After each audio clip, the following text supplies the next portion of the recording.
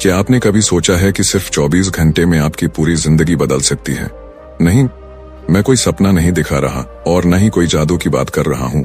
मैं उस सच की बात कर रहा हूँ जिसे अगर आपने एक बार समझ लिया तो आपकी सोच, आपका नजरिया, आपके फैसले, सब कुछ बदल जाएगा।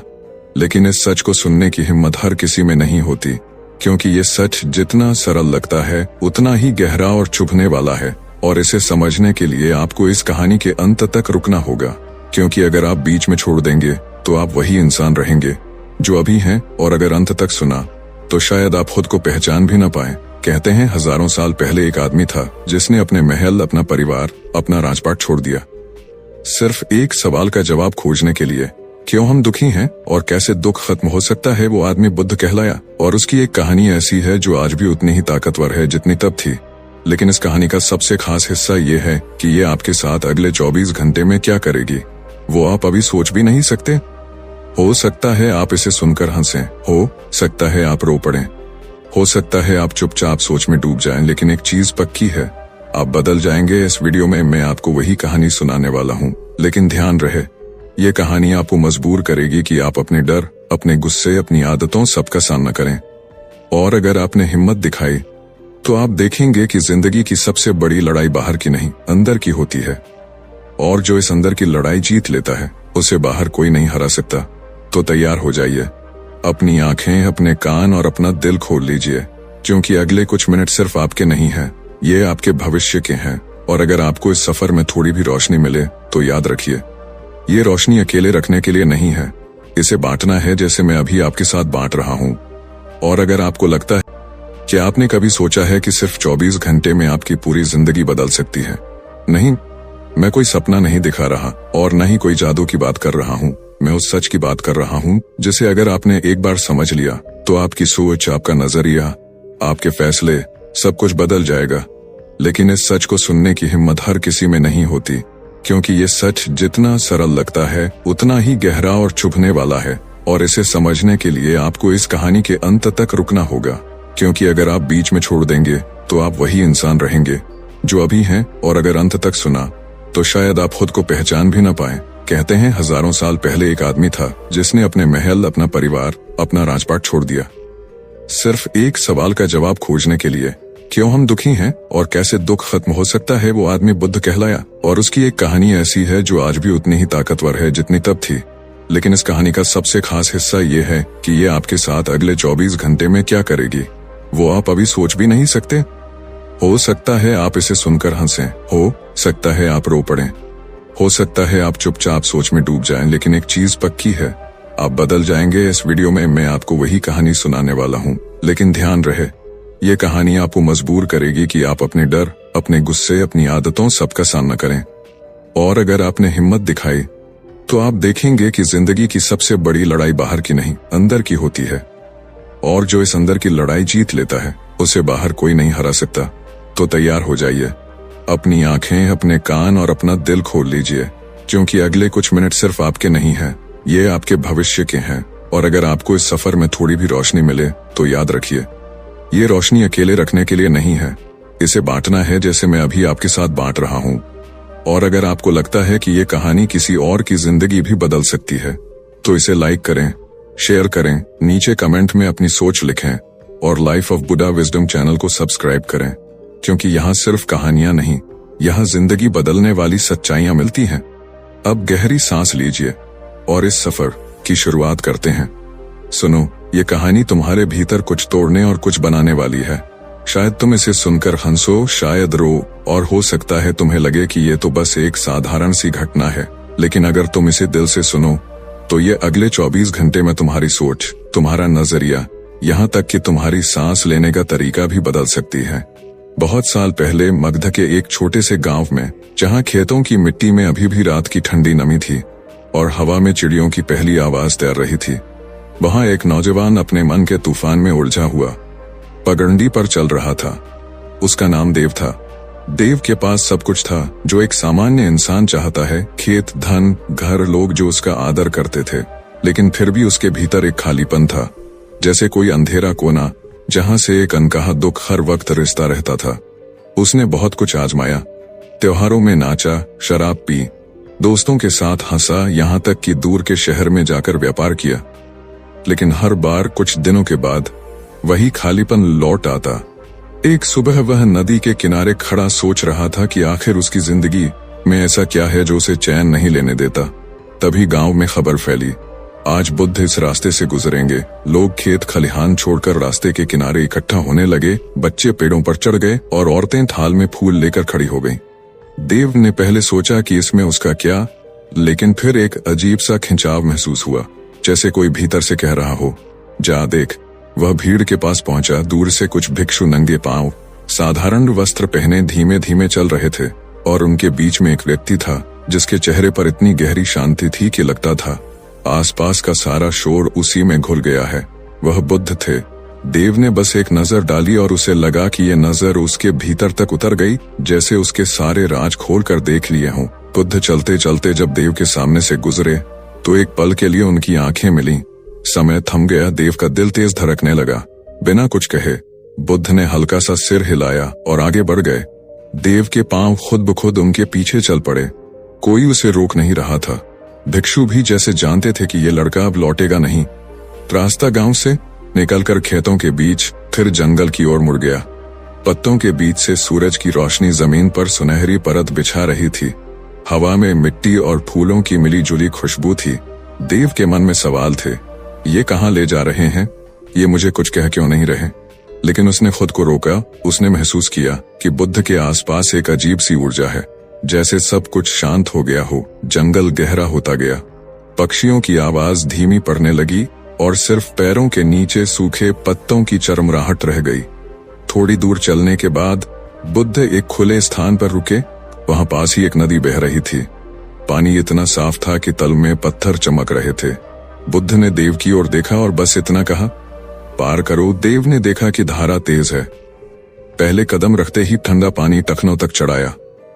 उसने संतुलन बनाने की कोशिश की, लेकिन हर लहर उसके पैरों को खिसकाने की कोशिश कर रही थी। उसने मजबूती से खड़े रहने की कोशिश की, लेकिन जितना वह रोकता उतना ही उसका संतुलन बिगड़ता। तभी उसने देखा कि बुद्ध बिना संघर्ष के बस सहजता से बहाव में चलते हुए पार हो गए। देव ने भी एक पल के लिए खुद को ढीला छोड़ दिया और उसने पाया कि पानी उसे संभाल रहा है, जैसे जीवन खुद उसे पार ले जा रहा हो। किनारे पहुंचने पर बुद्ध ने कहा, जीवन भी ऐसा ही है। जितना तुम उसे रोकते हो उतना वह तुम्हें गिराता है, जितना तुम उसे अपनाते हो उतना वह तुम्हें संभाल लेता है। देव चुप रहा, लेकिन यह बात उसके भीतर कहीं उतर गई। आगे का रास्ता और कठिन था। कांटेदार झाड़ियां, फिसलन भरी चट्टानें, लेकिन अब देव को महसूस हो रहा था कि हर कदम उसे कहीं और ले जा रहा है। सिर्फ जगह नहीं बल्कि भीतर भी। शाम होने लगी। वे एक पहाड़ी की चोटी पर पहुंचे। नीचे गांव के घर, खेत, लोग सब छोटे छोटे दिख रहे थे। बुद्ध ने कहा, देखो, वहां हर कोई अपनी अपनी कहानी में फंसा है। कोई सोचता है कि धन ही सुख है, कोई सोचता है कि धन ही सुख है, कोई सोचता है कि ताकत ही सुरक्षा है, लेकिन सब एक चीज भूल जाते हैं, मृत्यु। देव ने चौंक कर देखा।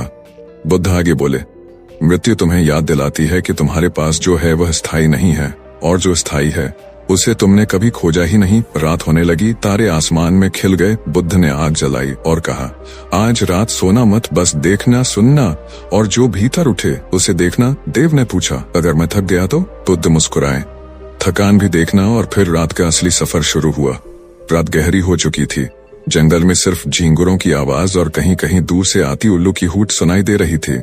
आग की धीमी लौ देव के चेहरे पर चमक रही थी और उसकी आंखों में बेचैनी की लकीरें नाच रही थीं।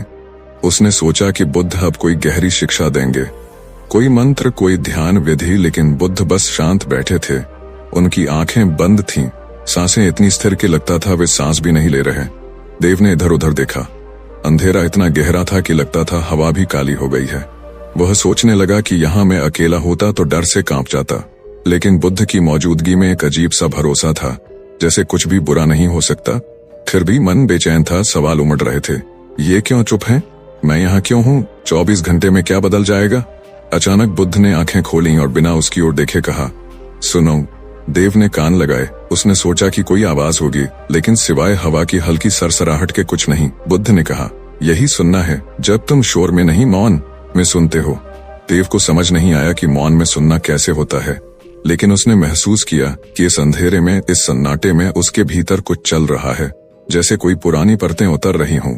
समय धीरे धीरे रेंगता गया, आग की लकड़ियां चटकती और बुझती रहीं, और देव को लगा कि नींद उसे खींच रही है। उसने आंखें बंद करने की कोशिश की। तभी बुद्ध ने कहा, मत सो। देव ने कहा, लेकिन मैं बहुत थक गया हूं। बुद्ध ने धीमे स्वर में कहा, थकान को देखो, उससे भागो मत। देव ने पहली बार अपने भीतर थकान को महसूस किया, जैसे कोई भारी बोझ उसकी मांसपेशियों पर बैठा हो। लेकिन उसी के साथ उसने महसूस किया कि यह थकान स्थायी नहीं, जैसे लहर आकर लौट जाती है। आधी रात बीत चुकी थी, चांद बादलों के पीछे छिप गया और अंधेरा और गहरा हो गया। तभी बुद्ध ने कहा, आंखें बंद करो और देखो। देव ने सोचा, अंधेरे में देखना, लेकिन उसने वैसा ही किया। शुरुआत में बस काला रंग दिखा, लेकिन कुछ देर बाद उसे लगा कि भीतर कई तस्वीरें हैं। बचपन की, माँ के हाथ से खिलाए खाने की, पिता की डांट की, दोस्तों के साथ हंसी की। लेकिन फिर वो तस्वीरें बदलने लगीं। एक एक करके दर्द भरे पल सामने आने लगे। वो दिन जब उसने किसी अपने को खोया था, वो रात जब उसने खुद से नफरत की थी, वो समय जब उसने झूठ बोला था, धोखा दिया था, और उन पलों के साथ जो भावनाएं थीं, वो जैसे ताजा हो उठी। देव का गला भराया, आंखों से आंसू बहने लगे। उसने सोचा बुद्ध शायद कुछ कहेंगे, लेकिन वे बस बैठे थे, जैसे जानते हों कि ये जरूरी है। देव ने महसूस किया कि ये दर्द, ये यादें, ये पछतावे सब उसके भीतर जगह घेरे हुए हैं, और जब तक ये भरे रहेंगे कुछ नया उसमें नहीं आ सकता। तभी उसे दिन में कही बुद्ध की बात याद आई, तुम्हारे भीतर अभी जगह नहीं है। और अचानक उसे लगा कि ये जगह बनाने की शुरुआत है। घंटों तक वो बैठा रहा, अपने भीतर की परतों को देखते हुए, कभी हंसते हुए, कभी हंसते हुए, कभी रोते हुए, कभी बस खालीपन में डूबते हुए। भोर से पहले बुद्ध ने कहा, अब आंखें खोलो। सामने आसमान हल्का नीला हो रहा था, पक्षियों की पहली आवाज गूंज रही थी, और देव ने महसूस किया कि रात भर कुछ बदला है। वो बता नहीं सकता क्या, लेकिन जैसे भीतर की कोई गांठ ढीली हो गई हो। बुद्ध ने कहा, रात ने तुम्हें पहला उपहार दिया है, अब दिन तुम्हें दूसरा देगा। और वे उठ खड़े हुए। दिन की यात्रा शुरू होने वाली थी, लेकिन देव के मन में ये सवाल था कि क्या ये दूसरा उपहार सच में अगले 24 घंटे में उसकी पूरी जिंदगी बदल देगा। और यही सवाल उसे उनके पीछे पीछे चलने के लिए मजबूर कर रहा था। सुबह की हवा में हल्की ठंडक थी, पेड़ों की पत्तियों पर ओस की बूंदें सूरज की किरणों से चमक रही थीं, जैसे किसी ने छोटे छोटे मोती बिखेर दिए हों। देव के चेहरे पर रात भर की जाग के कारण थकान थी, लेकिन भीतर कहीं एक हल्कापन भी था, मानो उसने कोई पुराना बोझ उतार दिया हो। बुद्ध ने कुछ नहीं कहा, बस नदी की ओर चल पड़े। देव उनके पीछे पीछे। रास्ते में पक्षियों की चहचहाहट, दूर से आती गऊओं की घंटियों की टनटन, और बीच बीच में हवा का तेज झोंका। देव के मन में सवाल था कि ये दूसरा उपहार क्या होगा, लेकिन उसने अब सवाल करने की आदत पर काबू पाना शुरू कर दिया था। नदी के किनारे पहुंचकर बुद्ध ने कहा, बैठो। देव बैठ गया। पानी की लहरें किनारे से टकराकर मीठी सी आवाज कर रही थीं। बुद्ध ने कहा, देखो। देव ने पानी में झांका। पहले उसने अपना चेहरा देखा, लेकिन लहरों के कारण चेहरा हिल रहा था, विकृत हो रहा था। बुद्ध ने कहा, ये तुम्हारा मन है, अशांत, हिलता हुआ। तुम खुद को सही तरह से देख ही नहीं सकते जब तक ये शांत न हो। देव ने चुपचाप पानी को देखना शुरू किया। कुछ देर बाद जब सांसें धीमी हुई, मन थोड़ी देर के लिए ठहर गया, तब पानी का चेहरा स्थिर हुआ और उसने खुद को साफ साफ देखा। अचानक बुद्ध ने पास पड़ी एक छोटी सी लकड़ी उठाई और पानी में डाल दी। लहरें फिर से उठ गईं, चेहरा टूट फूट गया। बुद्ध ने कहा, जीवन में हर घटना, हर शब्द, हर विचार एक लकड़ी की तरह है जो तुम्हारे मन के पानी में गिरती है, और तुम फिर से खुद को खो देते हो। अगर तुम सीख जाओ कि लहरों के बावजूद खुद को देखना, तो तुमने दूसरा उपहार पा लिया। देव को लगा कि यह सुनने में आसान है, लेकिन जीने में कठिन। वे वहां से उठे और एक ऊंचे पहाड़ की चढ़ाई शुरू की। सूरज ऊपर आ चुका था, पसीना माथे से बह रहा था। देव के पैर भारी हो रहे थे, लेकिन बुद्ध का चाल स्थिर थी, न तेज न धीमी, बस एक लय में। देव ने महसूस किया कि अगर वह बुद्ध की चाल की नकल करता है तो थकान कम लगती है। आधे रास्ते में एक छोटा सा झरना मिला। बुद्ध ने रुककर पानी पिया और कहा, याद रखो, जो तुम्हें थकाता है वो मंजिल नहीं, तुम्हारा तरीका है। ये बात देव के भीतर उतर गई। ऊपर पहुंचकर चारों ओर का दृश्य अद्भुत था। दूर दूर तक जंगल, नदी, खेत और आकाश इतना विशाल कि लगता था उसमें सब कुछ समा सकता है। बुद्ध ने कहा, ये आकाश तुम्हारे भीतर भी है, लेकिन तुमने उसे दीवारों में बांध दिया है। देव चुप रहा। उसके भीतर कई भाव उठ रहे थे। वे पहाड़ से उतरकर एक गांव में पहुंचे। वहां लोग बुद्ध को देखकर इकट्ठा हो गए। एक महिला अपने बीमार बेटे को लेकर आई और रोते हुए बोली, गुरुजी, इसे ठीक कर दीजिए। बुद्ध ने उसका माथा छुआ, कुछ पल मौन रहे और कहा, दवा दो, आराम दो और प्रेम दो। महिला ने कहा, बस इतना। बुद्ध मुस्कुराए, बस इतना ही, लेकिन प्रेम सच्चा होना चाहिए। देव को यह देखकर अजीब लगा। उसने सोचा बुद्ध के पास चमत्कार करने की शक्ति होगी, लेकिन उन्होंने साधारण उपाय बताया। चलते चलते बुद्ध ने देव से कहा, लोग चमत्कार की तलाश में हैं, लेकिन सच्चा चमत्कार साधारण में छिपा है। दिन ढलने लगा। सूरज लाल होकर क्षितिज में डूब रहा था। आकाश सुनहरा और नारंगी रंग में रंग गया था। बुद्ध ने कहा, आज का दूसरा उपहार तुम्हें यह सिखाना था कि बाहर जो देखो वो भीतर भी है, और जो भीतर है वही बाहर दिखता है। अगर तुम्हारा मन अशांत है तो दुनिया भी वैसी लगेगी। अगर तुम्हारा मन शांत है तो दुनिया भी तुम्हें शांत लगेगी। देव ने महसूस किया कि अब वो थोड़ा बदल चुका है, जैसे किसी ने भीतर का आईना साफ कर दिया हो, लेकिन उसे पता था कि यात्रा अभी बाकी है। रात होने पर वे एक पुराने बरगद के नीचे रुके। बुद्ध ने कहा, कल सुबह तीसरा उपहार तुम्हारे सामने होगा, लेकिन ये सबसे कठिन होगा, और अगर तुमने इसे पा लिया तो तुम्हारा 24 घंटे का सफर पूरा हो जाएगा। देव के भीतर उत्सुकता और डर दोनों बढ़ गए। उसने सोचा कि क्या सच में अगला दिन उसकी जिंदगी को हमेशा के लिए बदल देगा, और इसी सोच के साथ उसकी आंखें नींद में डूब गईं। सुबह की पहली किरण बरगद की पत्तियों से छनकर देव के चेहरे पर पड़ी। उसने आंखें खोलीं तो बुद्ध पहले से जागे बैठे थे। उनकी नजर क्षितिज पर थी, जैसे किसी अदृश्य घटना की प्रतीक्षा हो। देव ने धीरे से उठकर उनके पास बैठा। बुद्ध ने बिना उसकी ओर देखे कहा, आज तुम्हारा तीसरा उपहार है, लेकिन ये उपहार लेने के लिए तुम्हें देना होगा। देव ने पूछा, क्या देना होगा? बुद्ध ने कहा, जो तुम्हारे लिए सबसे मूल्यवान है। देव के मन में तुरंत कई बातें आईं। उसके पास कोई खास चीज नहीं थी, लेकिन उसकी महत्वाकांक्षाएं, सपने और अहंकार जरूर थे। क्या वही देना होगा? लेकिन बुद्ध ने और कुछ नहीं कहा। वे उठे और जंगल के गहरे हिस्से की ओर चल पड़े। रास्ता घना था, सूरज की रोशनी मुश्किल से जमीन तक पहुंच रही थी। पक्षियों की आवाज भी कम हो गई थी, जैसे जंगल खुद मौन हो गया हो। कुछ घंटे बाद वे एक खुले मैदान में पहुंचे। वहां एक बूढ़ा आदमी जमीन पर बैठा रो रहा था। उसके पास टूटा हुआ मटका पड़ा था और पानी पूरी तरह बह चुका था। बुद्ध ने पूछा, क्यों रो रहे हो? बूढ़ा बोला, ये मेरा आखिरी मटका था। इससे मैं गांव वालों को पानी देता था। अब बिना मटके के मैं किसी को पानी नहीं दे सकता। बुद्ध ने देव की ओर देखा और कहा, इसे अपना मटका दे दो। देव चौंका, मेरे पास तो कोई मटका नहीं है। बुद्ध ने कहा, तुम्हारे पास समय है, शक्ति है और करने की इच्छा है। ये तुम्हारा मटका है। देव को समझ नहीं आया कि बुद्ध क्या कह रहे हैं, लेकिन उसने बूढ़े की मदद करने का निश्चय किया। वे दोनों पास के गांव गए। देव ने अपने हाथों से मिट्टी खोदी, पानी मिलाया और बूढ़े के साथ मिलकर नया मटका बनाया। इसमें घंटों लग गए, हाथ गंदे हो गए, कपड़े मिट्टी से भर गए, लेकिन जब मटका तैयार हुआ, बूढ़े की आंखों में कृतज्ञता चमक उठी। बुद्ध ने कहा, यह तुम्हारा तीसरा उपहार है, देने की शक्ति। वे वहां से लौटे और रास्ते में बुद्ध ने कहा, जब तुम बिना किसी स्वार्थ के देते हो तो तुम अपने भीतर का खालीपन भरते हो। जो तुम सोचते हो कि तुमने खोया, वो वास्तव में तुमने पाया। देव ने महसूस किया कि इस काम से उसे थकान के बजाय संतोष मिला है, जैसे किसी ने उसकी आत्मा को हल्का कर दिया हो। लेकिन बुद्ध ने गंभीर स्वर में कहा, आज की परीक्षा पूरी नहीं हुई है। देव ने हैरानी से पूछा, और क्या बाकी है? बुद्ध ने कहा, अब तुम्हें सबसे कठिन चीज छोड़नी होगी, अपने विचार। देव चुप हो गया। शाम तक वे एक चट्टान पर पहुंचे जहां से दूर घाटी का नजारा दिख रहा था। सूर्यास्त हो रहा था। आकाश फिर से सुनहरा और लाल हो गया। बुद्ध ने कहा, बैठो और कुछ मत सोचो।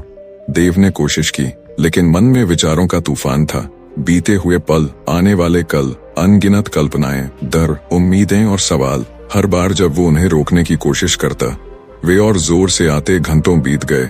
बुद्ध बस शांत बैठे रहे। अंत में थककर देव ने विचारों से लड़ना बंद कर दिया, और जैसे ही उसने हार मानी, मन अचानक शांत हो गया। जैसे तूफान के बाद सागर। उस शांति में एक गहरी सुकून भरी अनुभूति थी, जैसे कोई अदृश्य पर्दा हट गया हो। बुद्ध ने कहा, यही तुम्हारा तीसरा उपहार है।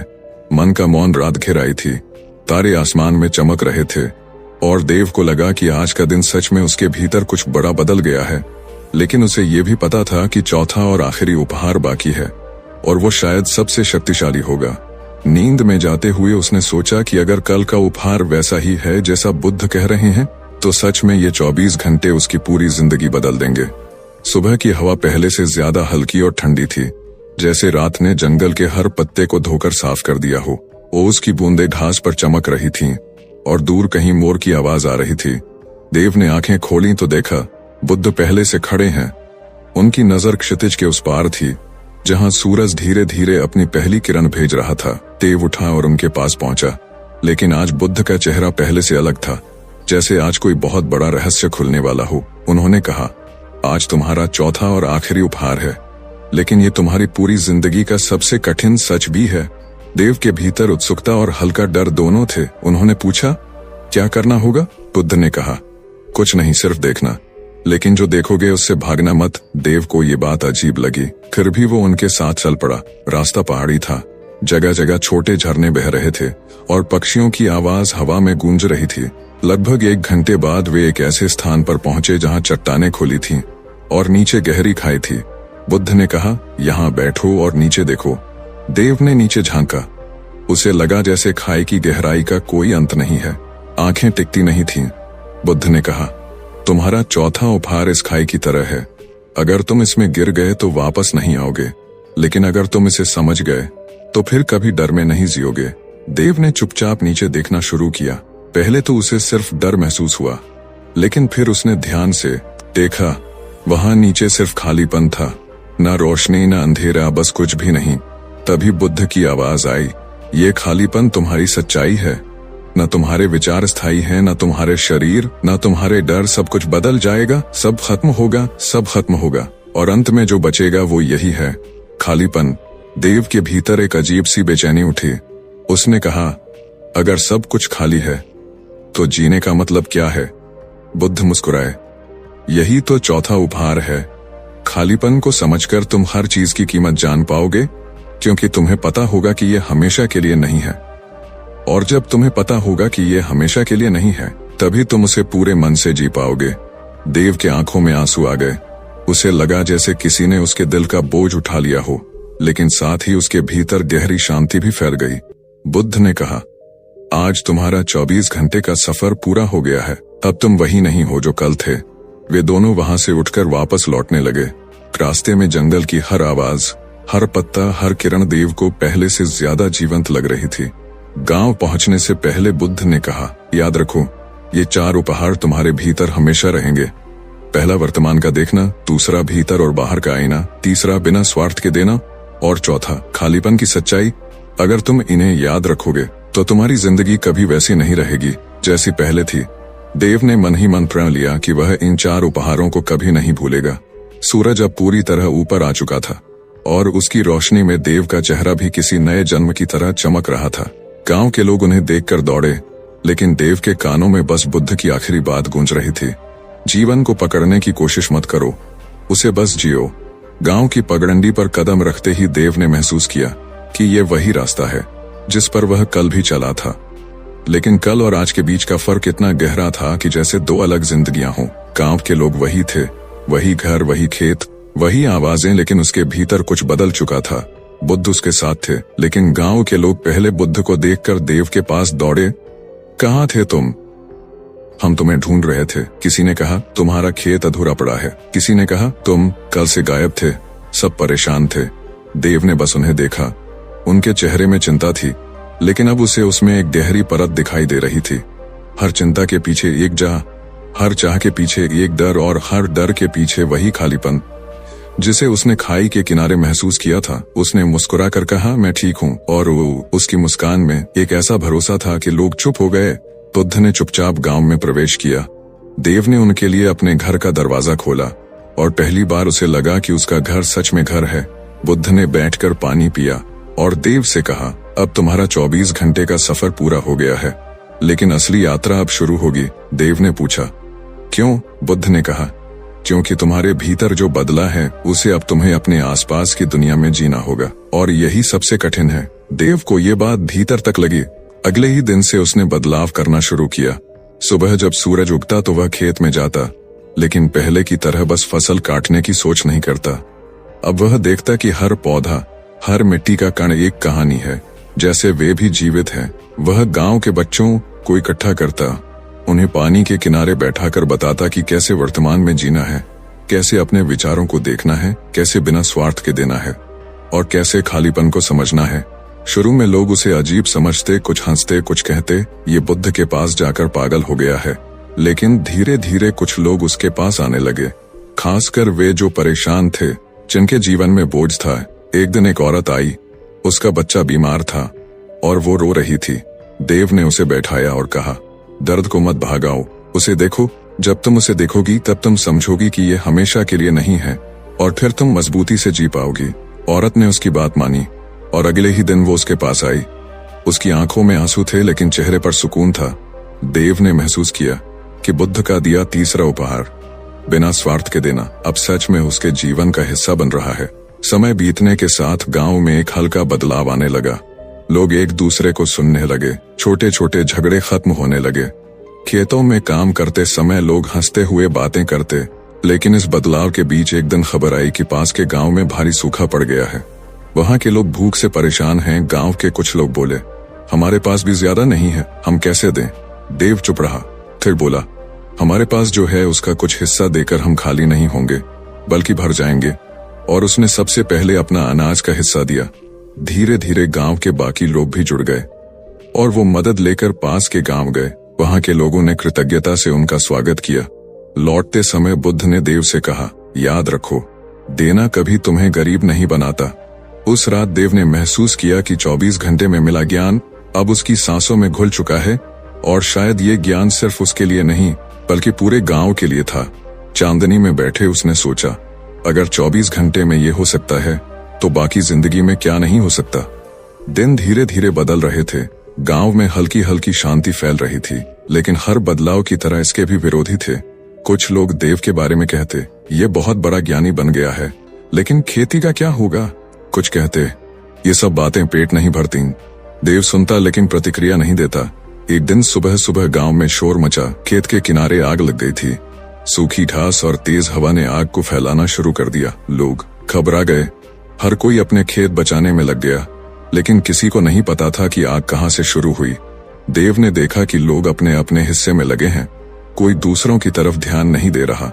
उसने जोर से कहा, अगर हम सिर्फ अपना खेत बचाएंगे तो किसी का भी खेत नहीं बचेगा। हमें मिलकर आग बुझानी होगी। कुछ लोग पहले हिचकिचाए, लेकिन फिर देव के साथ दौड़ पड़े।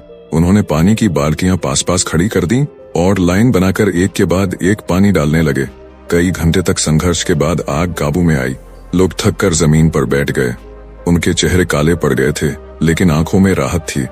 तभी एक बूढ़ा आदमी बोला, आज अगर हम सब साथ न होते तो गांव जल गया होता। देव ने मुस्कुराकर कहा, ये वही है जो बुद्ध ने सिखाया था, बिना स्वार्थ के देना और साथ मिलकर जीना। लेकिन उसकी नजर में एक सवाल था, ये आग आई कहां से? कुछ बच्चों ने बताया कि उन्होंने एक आदमी को सूखी घास में अंगारा फेंकते देखा था। देव ने तुरंत समझा कि बदलाव को हर कोई स्वीकार नहीं करता।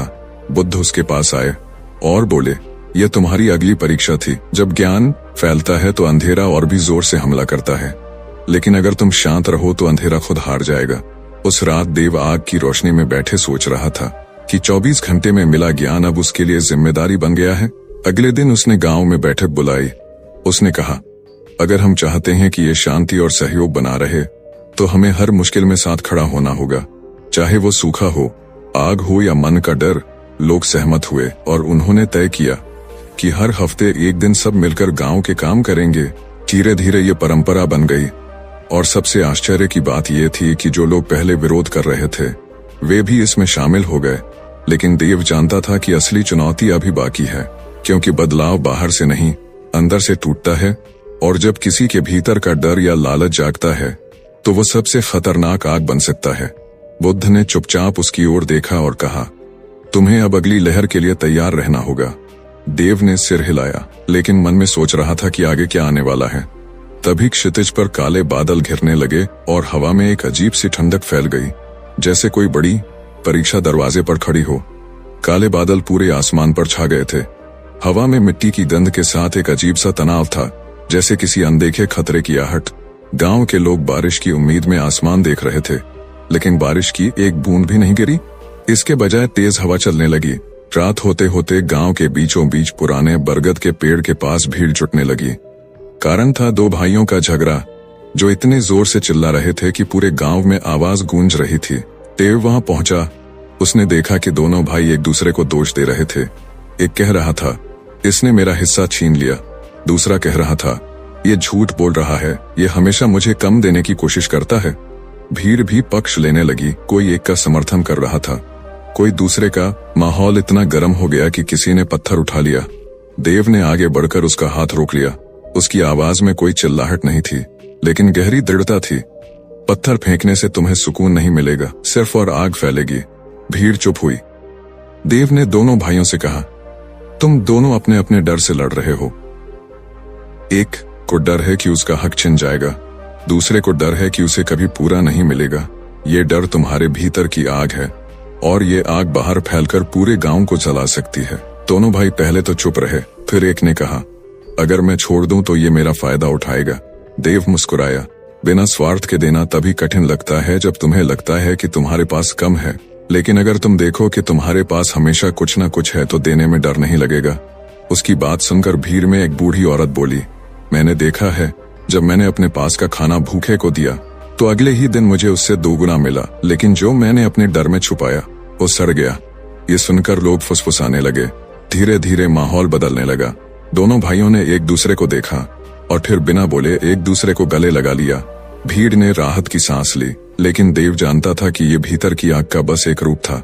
ये कभी लालच बनकर, कभी ईर्ष्या बनकर, कभी अहंकार बनकर वापस आएगी।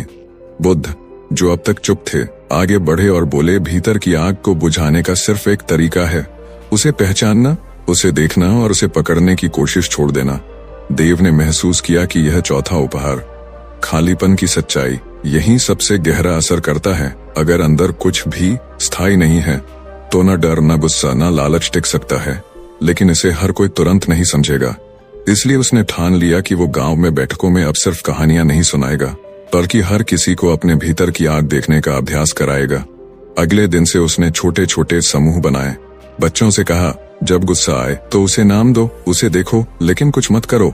बड़ों से कहा, जब डर आए तो उसे महसूस करो, लेकिन उस पर तुरंत काम मत करो। शुरुआत में लोग हंसते, लेकिन फिर उन्होंने महसूस किया कि ये तरीका सच में असर करता है।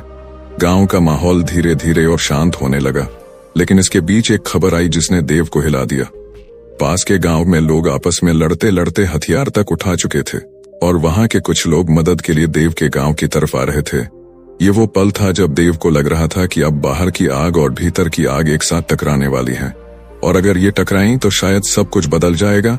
शाम का समय था। आसमान पर सूरज आधा डूब चुका था और क्षितिज पर एक लाल सा धुंधल का फैल रहा था। दूर से धूल का बादल उठता दिखाई दिया। गांव के लोग चौकन्ने हो गए। कुछ बच्चे दौड़ते हुए देव के पास आए और बोले, पास वाले गांव के लोग आ रहे हैं, उनके हाथों में लाठियां और हथियार हैं। ये सुनते ही कई लोग डर गए। कुछ ने कहा, दरवाजे बंद कर दो, अपने घर संभालो। कुछ ने कहा, अगर वो हमला करेंगे तो हम भी जवाब देंगे। माहौल में डर और गुस्सा दोनों फैलने लगे। देव ने गहरी सांस ली और भीड़ के बीच जाकर खड़ा हो गया।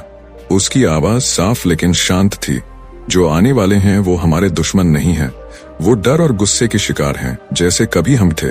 लेकिन कुछ लोग मानने को तैयार नहीं थे। एक जवान आदमी बोला, अगर हम उन्हें रोकेंगे नहीं तो वो हमें कुचल देंगे। देव ने उसकी आंखों में देखा, अगर तुम अपने भीतर की आग लेकर बाहर की आग से भिड़ोगे तो दोनों आग मिलकर हमें जला देंगी, लेकिन अगर तुम पानी बन गए तो आग खुद बुझ जाएगी। ये कहते हुए देव गांव के बाहर की ओर बढ़ा।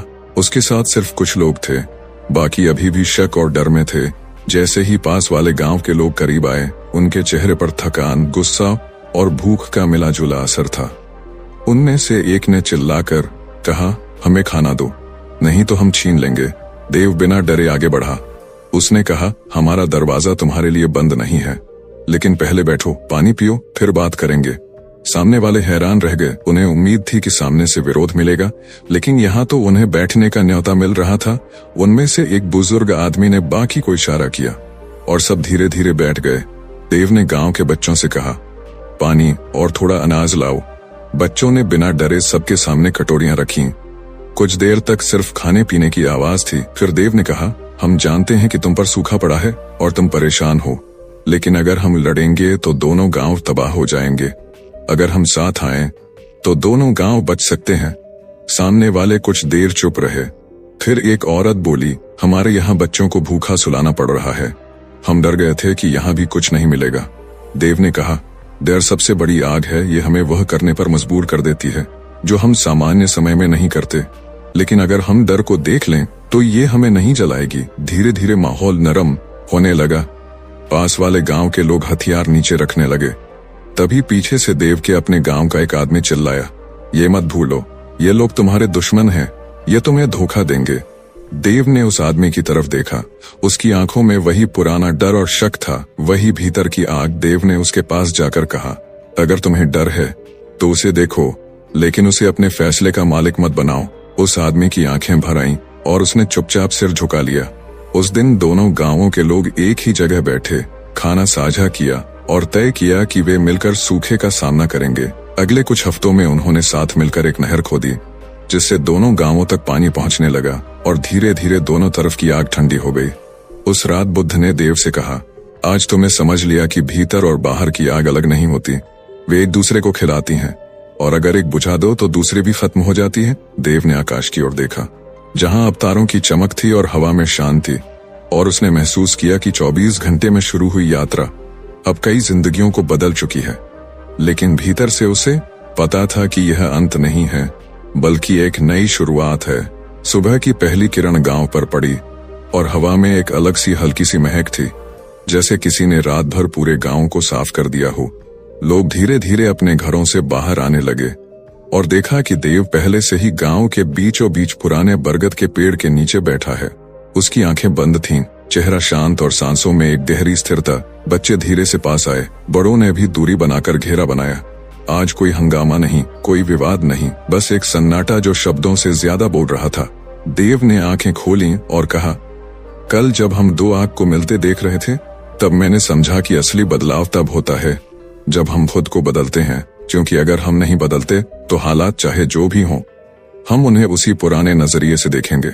लोग ध्यान से सुन रहे थे। किसी ने पूछा, लेकिन बदलाव शुरू कहां से हो? देव ने मुस्कुराकर कहा, देखने से, सिर्फ देखने से। जब तुम गुस्सा देखो तो उसे पहचानो, जब डर देखो तो उसे पहचानो, जब लालच देखो तो उसे पहचानो, और फिर उसे पकड़ने की कोशिश मत करो। एक औरत ने कहा, लेकिन अगर मैं ऐसा करूं तो क्या मैं ऐसा करूं तो क्या मैं कमजोर नहीं बन जाऊंगी? देव ने कहा, कमजोर वो होता है जो अपने डर के हिसाब से फैसले लेता है। मजबूत वो है जो डर को देख सकता है और फिर भी अपने दिल के हिसाब से चल सकता है। उसकी आवाज में कोई जोर नहीं था, लेकिन असर गहरा था। तभी बुद्ध पास आए और बोले, ये वही है जो मैंने वर्षों पहले समझा था और जिसे पाने के लिए मैंने अपना राजपाट, अपना परिवार, सब कुछ छोड़ा था। लेकिन याद रखो, ज्ञान पाने का मतलब ये नहीं कि तुम दुनिया से भाग जाओ। इसका मतलब है कि तुम दुनिया के बीच में रहकर भी अडिग रहो। गांव में कुछ पल की चुप्पी छा गई। फिर एक बच्चा बोला, तो क्या अब कोई लड़ाई नहीं होगी? देव ने बच्चे की तरफ देखा। लड़ाई बाहर की कम होगी, लेकिन भीतर की लड़ाई हमेशा चलेगी। फर्क सिर्फ इतना होगा कि अब तुम जानते होंगे कि ये लड़ाई कैसे जीतनी है। ये सुनकर लोग धीरे धीरे उठने लगे, लेकिन आज उनके कदम हल्के थे, जैसे कंधों से कोई